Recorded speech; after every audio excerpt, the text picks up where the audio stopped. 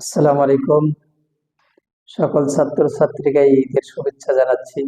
ছাত্র বন্ধুরা, আজ আমরা লেকচার নাম্বার 27 অন কন্টিনিউয়াস টেন্সের উপরে আমরা ক্লাস নিতে যাচ্ছি।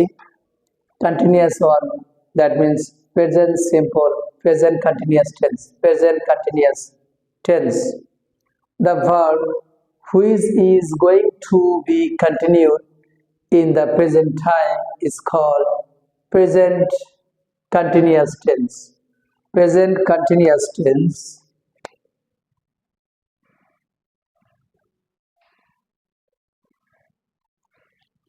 The verb which is going to be continued in the present time is called present continuous tense.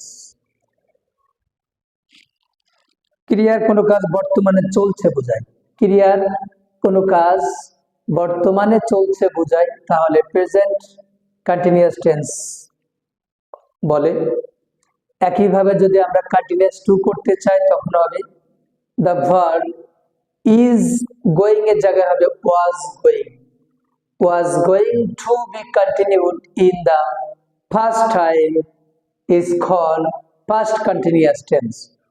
অতীতে কোনো কাজ চলতেছিল বোঝায়, তখন হবে পাস্ট কন্টিনিউয়াস টেন্স, তখন হবে পাস্ট কন্টিনিউয়াস টেন্স।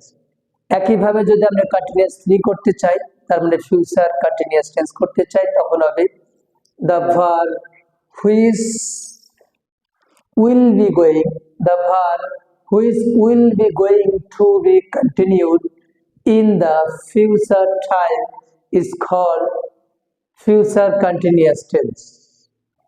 এখানে পরিবর্তন হবে, প্রেজেন্ট কন্টিনিউয়াস যখন হবে is going to be continued in the present time. একইভাবে যদি কন্টিনিউয়াস টু করতে চাই, পাস্ট কন্টিনিউয়াস করতে চাই, তখন হবে was going to be continued in the first time. Then একইভাবে যদি ফিউচার কন্টিনিউয়াস করতে চাই, তখন হবে কি, এখানে হবে will be going, the verb which will be going to be continued in the future time is called. এখানে এইটার উপরে ডিপেন্ড করে আমরা এখানে পরিবর্তন হবে ডেফিনেশনটা। ছাত্র বন্ধুরা, আমরা আবারও ক্লিয়ার করে দিচ্ছি। Present continuous, what is present continuous? The verb which is going to be continued in the present time is called present continuous tense. অর্থাৎ ভার্ব বা ক্রিয়ার কোনো কাজ বর্তমানে চলছে বোঝায়, তাকে প্রেজেন্ট কন্টিনিউয়াস টেন্স বলে। কন্টিনিউয়াস টু তার মানে past continuous.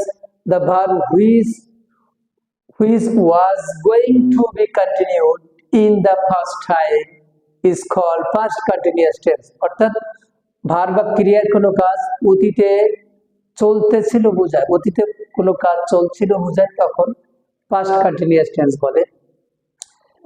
Then future continuous 3, the verb which will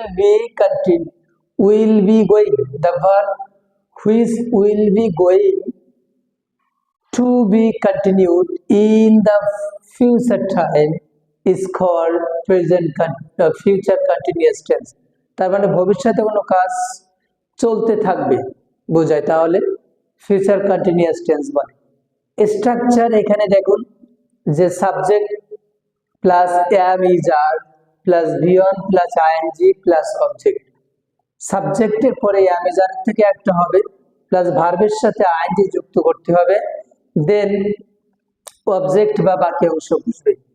একইভাবে এইটাকে যদি আমরা পাস্ট কন্টিনিউয়াস করতে চাই, তাহলে সাবজেক্টের পরে am is are এর পরিবর্তে বসবে was, was অথবা were plus be-on plus ing plus extension.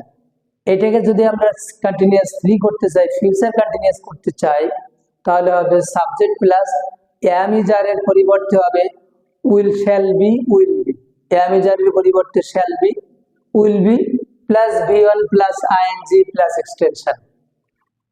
Example দেখলে আমরা ক্লিয়ার হয়ে যাব যে I am learning English, present continuous I am learning English। যখন আমরা পাস্ট কন্টিনিউয়াস করতে চাই, তখন I was learning English। Future continuous হবে যখন I shall be learning English।